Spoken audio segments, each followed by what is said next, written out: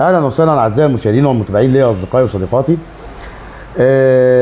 انا مش متعود اطلع اتكلم في الامور السياسيه والمسائل دي، بس حاجه استفزتني واثارت حافظتي كتير، ان احد المرشحين السابقين او اللي كان بيلعب دور الكومبارس حمدين صباحي، فوجئنا ان هو طالع بيشبه نصر اكتوبر العظيم، النصر اللي اسرائيل لحد وقتنا هذا يعني خدت 100 قلم على قفاها وهي مش دريانه.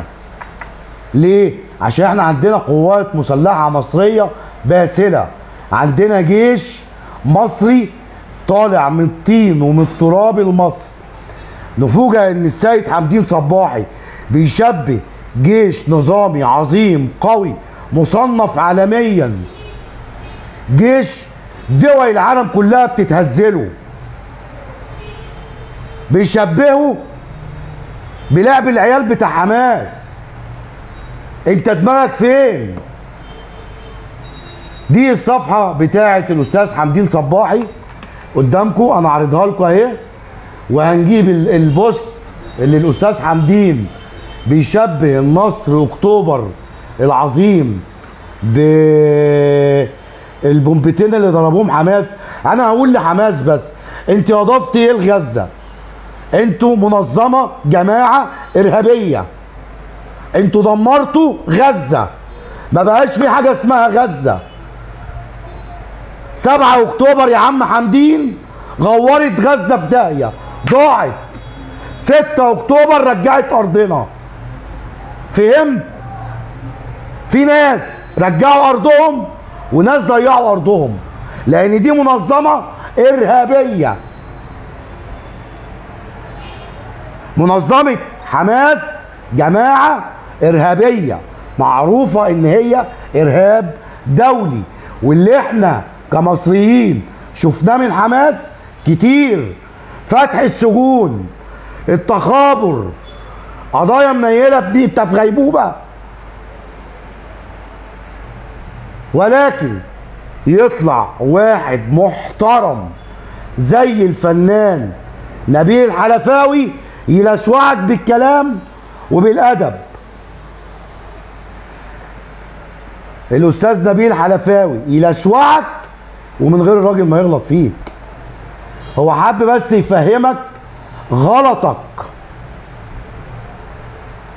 شوفوا بقى الفنان نبيل حلفاوي، مع كامل احترامي، امكان من اللياقه، هو عايز يقول من الادب، ان تصبر لحد بكره تحيينا احنا بذكرى مرور 51 سنه على نصر اكتوبر العظيم، الجيش المصري اللي دمر حاجه اسمها خط بارليف. احنا جنودنا وهي بتقفل النابلم، في جنود ماتت، في جنود اتفحمت. انما الجماعه بتوع غزه بتوع حماس، اللي انا شايفه ان ده اتفاق خسه ونداله وخيانه من حماس. انت يا باشمهندس قتلت كام واحد في جنود العدو الاسرائيلي؟ ايه، موتت لك 100 200 مدنيين عزل؟ عملت ايه في غزه بعد كده؟ 50,000 قتيل، اكتر من 150 جريح. ما بقاش فيها حاجه اسمها غزه. الجرافات دخلت شالت المدن، دخلت شالت الاماكن، ضيعتوا ارض غزه. ونلاقي الباشمهندس اللي اسمه اسماعيل هنيه رحمه الله عليه بقى، هو دلوقتي يعني في دار الحق واحنا في دار الباطل، الله يرحمه، لا شماته في الموت. بس اللي احنا شفناه من هنيه ومن الراجل اللي عنده غيبوبه خالد مشعل كتير. واحنا هنجيب فيديو للاستاذ العظيم المصري المحترم ابراهيم عيسى، هو اللي هيقول الكلام مش احنا. نضال نضال نضال شعب. شيل اسمه. وانت بتسمع بيان خالد مشعل عن ذكرى 7 أكتوبر وحدث 7 أكتوبر. مجموعة من التهاويم والهلاوس والضلالات والتوهمات وإنكار الواقع والفصام المذهل عن الحقيقة والخيالات والضلالات شيء مريض للغاية. بيان خالد مشعل عن 7 أكتوبر هو أكبر إساءة لسمعة الطب النفسي في الدوحة، وأهم تشكيك في قدرات الأطباء النفسيين في قطر، لأنه مرض كامل، فصام، خطاب مريض، نص مريض، شخص مريض ينطق مرضا في جنون كامل في الانفصال عن الواقع وإنكار الحقيقة، والحياة في توهمات وأوهام وتهويمات وخيالات وضلالات وضبابات. شيء فعلا يعني يدعو لإعادة قراءة الواقع من جديد. يا جماعة لازم ناخد بالنا، نتأمل، خصوصا في ذكرى 6 أكتوبر. محتاجين ان احنا نخاطب انفسنا ونخاطب مواطنينا، خصوصا الذين يتعاطفون مع حماس وحزب الله والحوثيين وغيرهم بدعوى انهم بيواجهوا اسرائيل او بيقاوموا اسرائيل، وهو تعاطف. يعني ارجو انك تفصل تماما بين تعاطفك بل وانتصارك ودعمك وتأييدك الكامل والكلي والواجب والمفروض للقضية الفلسطينية وللشعب الفلسطيني، وبين دعمك لهذه التنظيمات التي لا يمكن إلا أن تكون في خدمة السياسة الإسرائيلية.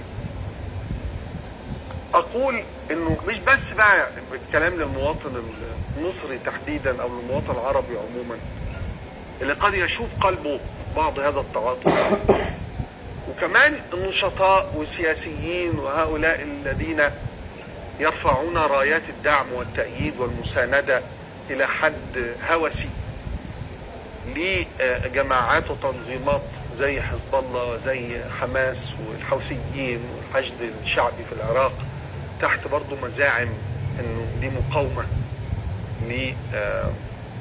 لإسرائيل.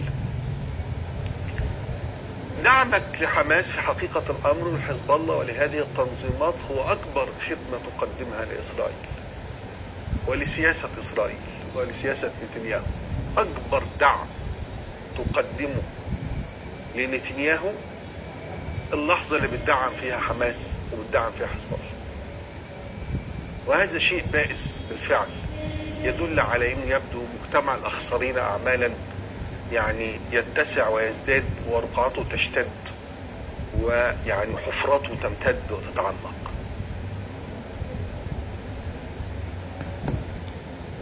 ده يا جماعة اللي احنا شفناه، ان احنا قلوبنا مع اهل غزة، مع مواطنين اهل غزة، لان فعلا يعني نتكلم بالبلدي كده، الشتاء داخل والجو برد، واحب بس اعرف الدنيا كلها لولا المساعدات اللي بتخش من مصر يا خالد يا مشعل ما كانش برضه هيبقى في ناس في غزة، ولكن المخطط اللي انتوا كنتوا راسمينه حركة حماس مع الكيان الإسرائيلي ما نفعتش. جيشنا بيحمي حدودنا، عمر جيش مصر ما غزا دولة. عايزين تدخلونا في حرب مش بتاعتنا، بتزجوا باسم مصر في اي حاجة، اي كلام في اي كلام في اي حتة، حتى ما بتشكروش القيادة السياسية ان هي بتدخل لكم المساعدات الطبية والاكل والشرب. الافندي اللي اسمه اسماعيل هنيه ده عنده اكبر مطاعم في العالم، في انجلترا وفرنسا وفي امريكا. الفلوس دي جايه منين؟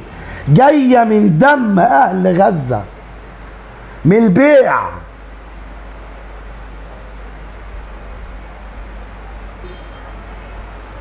تكسير السجون، تحطيم السجون، وحريق المحاكم، وحريق الاقسام. احنا مش ناسين لكم، ولكن الشعب الغلبان اللي ربنا، يعني هقول ايه، ربنا ما بيعملش حاجه وحشه، بس انتوا يا حمساويه اوحش منكم مفيش.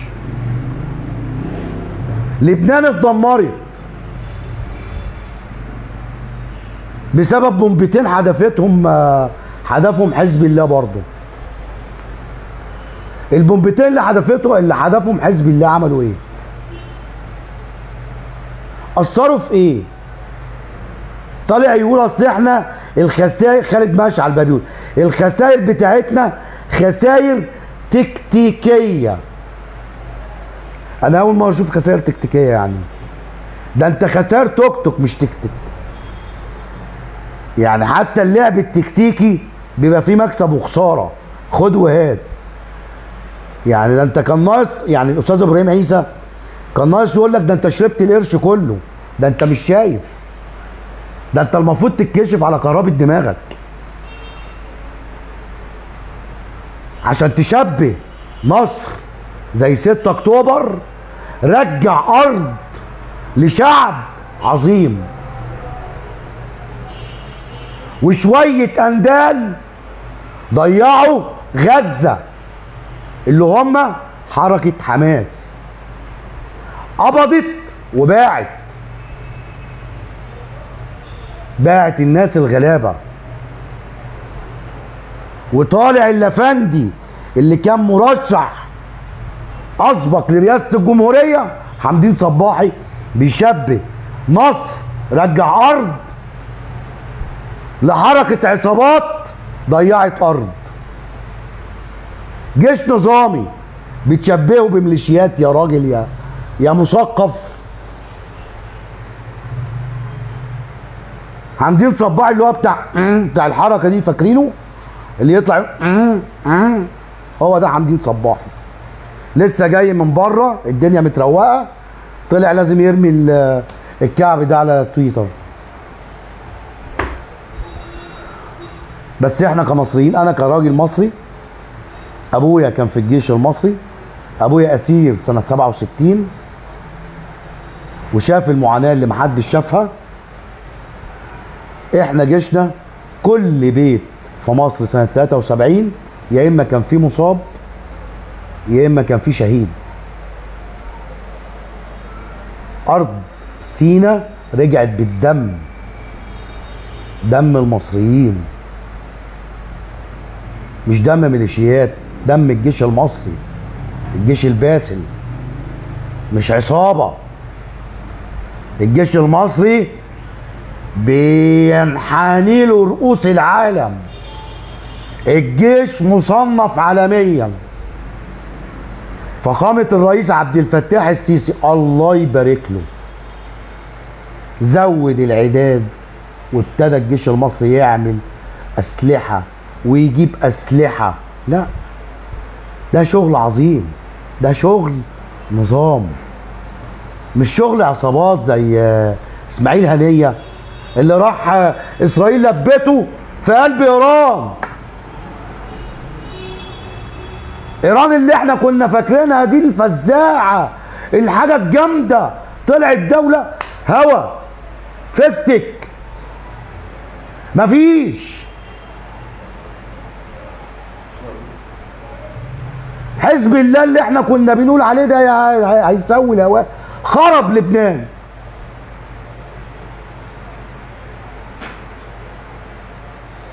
واللي بيتاكل في الرجلين اهل لبنان واهل غزه.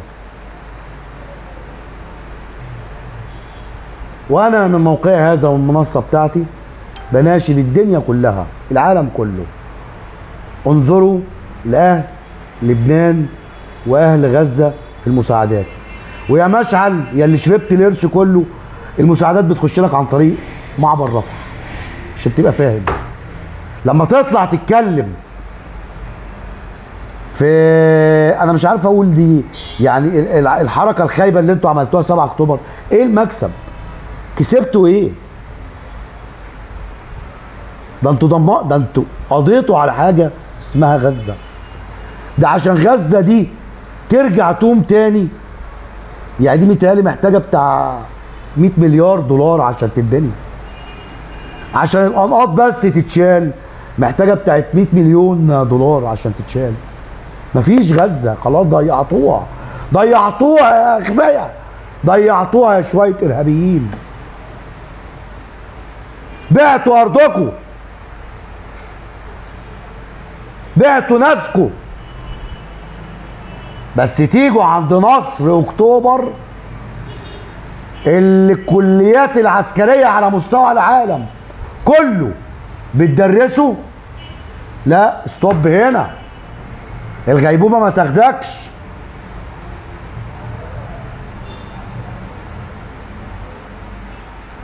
اخيرا وليس اخرا، نتمنى السلامه لاهل غزه واهل لبنان، واحفظ بلادنا يا رب واملاها من خيرك. احفظ بلادنا يا رب واملاها من خيرك، لان ملناش رجاء غيرك. احفظ يا رب رئيس مصر الاسد الشجاع اللي غامر بحياته عشان يرجع مصر للمصريين. احفظ يا رب جيش مصر وشرطة مصر، امن الحدود والاستقرار الداخلي، وشعب مصر يا رب احفظه.